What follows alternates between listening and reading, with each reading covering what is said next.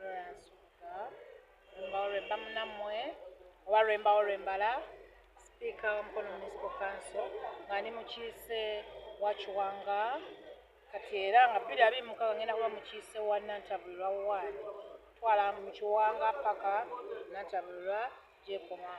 Abantu bannamukono mwenna mbalamusiza nnyo nembeebaza olw'okumalako omwaka olw'okutambula Mukama okutuwa obulamu tulabye nga Mukama abadde mulungi. Abantu baffe bonna bangi bagenze nga kuliko ne bakansalazi baffe neffe baani twebaza Mukama olw'ensonga ebyo. Ku nsonga y'embwa nga kanso wegyogeddeko kituufu tukoola abasawo town clerk okuproviding eddagala eri abo banyini mbwa abatagala zisiba emisege stray dogs n'ebipusi ebirumye abaana b'abantu embuzi z'abantu era mu Kiwanga ewange eyo zaaluma omwana ate nange zaaluma ebisolo byange. N'olw'ensonga eyo nkubiriza bannannyini bisolo bisibe embwa abatazisiba zigenda kuttibwa tukibagamba kubanga era mulimu gwa Mukono Municipal Council ne divisions okukola ki okutta stray dogs kubanga ziri dangerous to our lives n'ebisolo byaffe. Then ku nsonga ya schools new SE schools ezo ekyamazima PTA ebiseera ebisinga school management committee ne PTA bagenda ne batuula abazadde ne bakkaanya abasinga obungi y'ensonga lwaki tusindika ba representatives from Mukono Municipal Council councillors Mukono Central Division ne Mukono Goma Division babeere ba representative ku masomero ago balina raising that issue nti fe abantu baffe tebalina ki ne bagenda bo ne bakkiriza ate n'abazadde ne babanga bakola ki abanyigirizibwa. N'olw'ensonga eyo nsonga lwaki tusindika abakulembeze okuva ku Mukono Municipal Council divisions babe nga babeererawo abazadde kubanga kasente kaba kangi ekyamazima si kirungi okugoba omwana obutakola ki ng'ate gavumenti egamba nti ebintu byaki byabwerere naye ate mu nsonga era mmwe mwenna abazadde gavumenti si gye muzaalira abaana baabwe bo tebali mu UPE schools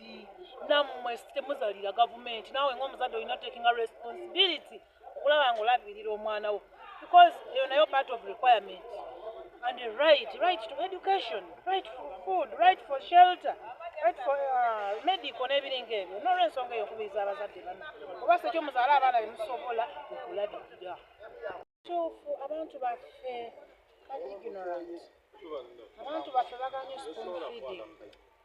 Kyamazima nga Mukono Municipal Council Goma ne Central Division tubadde nga tuyamba abantu baffe kasasiro ow'obwereere naye nga kyamazima kati ebintu bana ebya bbeeyi buli muntu avunaanyizibwa kasasiro we kyenkanyi. Ensonga lwaki tuvaayo ne tugamba tusootinge kasasiro ebiwata obiwe ensolo plastics oziwe abo abazaagala ne sekavundira naye tumukole ki tuteekemu makiri akasente akatono abalina bwe babyokyeza wadde si kirungi kwokyeza kasasiro mu municipality tubyokye naye nga kasasiro asuuse nnyo naye tumanyi n'abantu oluusi abagenda nga bamudampinga ku byalo mwebalira tubawoninga tubagamba bannange okwata ekifuusi kye kasasiro ate mulimu n'abagagga ababiteeka mu buutu n'abagenda nga babisuula n'ogamba omugagga mwamusala. So n'olw'ensonga eyo ensonga ya kasasiro nkoola bannamukono bane buli mumu avunanyizibwa kasasiro we mukuume kasasiro wammwe ba landlords balekerawo bu space oba oteekamu kasasiro wammwe oba muteeke mu containers muwe abasobola omukola ki mutwala katikolo ebikujjuko ebirungi banange mwekuumu akalwadde kangi nnyo naddala abatuuze bange abalonzi bange bakansalazi bange baagala nga muli balamu kubanga life first ebirala byonna following up mukujjuka ebulungi mukyakaleko ne bakyala bammwe abawaka temugamba mwe ab'ebweru mbu be balungi naawe ow'o omulungi naye gw'omufula tali muki muwekuza enviiri muwekuza enjala ebiringa ebyo bamyuse ne ku mimwange baana mundaba mukitegera olwembawo wabimba nebaza Sugar TV entakera Sugar TV nga Mukono Municipal Council on behalf of Mukono Municipal Council bebaza Sugar TV mutubeereddewo nnyonnyonnyonyo mutuwadde amawulire amatuufu temuli bafere temukwonjera tubeebaza mwe banyuma bali ddala okubiriza abannamukono Uganda yonna ensi yonna okubeera nga musubscribinga Sugar TV. Sugar TV mwebale ddala. Sugar TV big up. Mulaikinge saba mufune ku data mukateekeko mulaikinge mufollowinge mutambuze Sugar TV banaye toyanze management omukulu Alex tuli basanyufu nnyo mwebanyuma badda zaffe ngaana mukono municipal council ebintu ebiriyo biri ku reality mwebale nnyo. Wish you well. Merry Christmas and a prosperous 2016 inshallah. Salomo Robert kansala akikira mukono municipal council n'antabula Kiwanga Ward. Njagala okwebaza abantu bonna abasobodde okumalako omwaka ate n'abafunye ebisoomooza tubasaasira. Olunaku olwaleero tubadde tuggalawo kansa eggalawo omwaka naye era tubadde tulina okuvaayo n'ensonga ezikutte ku abantu abatayisibwa bulungi.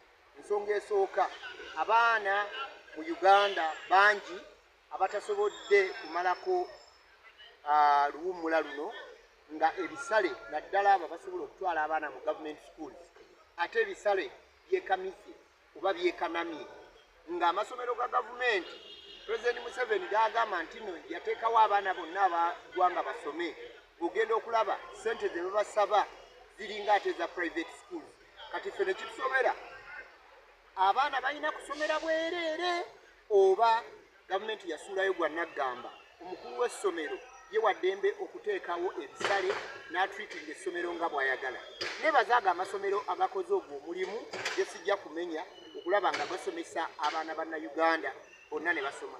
Kyamukisa mubi nnyo tusanze nga omwana agenda ku ssomero mu government school yakasomayo wiiki emu ne bamugamba ddayo leete fees ate nga ffe tumanyi abaana abo tebasasula fees balina kusasula akasente akalya emmere oba akagula obuugi.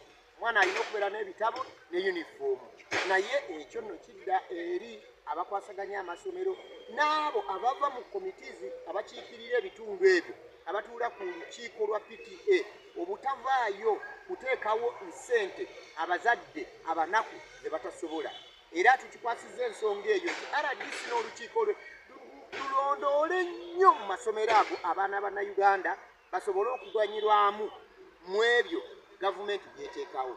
Ekiddira ekisemba lunaku olwaleero embwa zisusse obungi kwasa ensonga eyo naye embwa ziruma abaana wabaddewo okumeya embwa yaluma omwana omukono gwonna ate okugenda ogamba nti eno embwa nti ono si yange zino si zange zaalidde ebisolo by'omuntu bwe zaalidde embuzi bannange.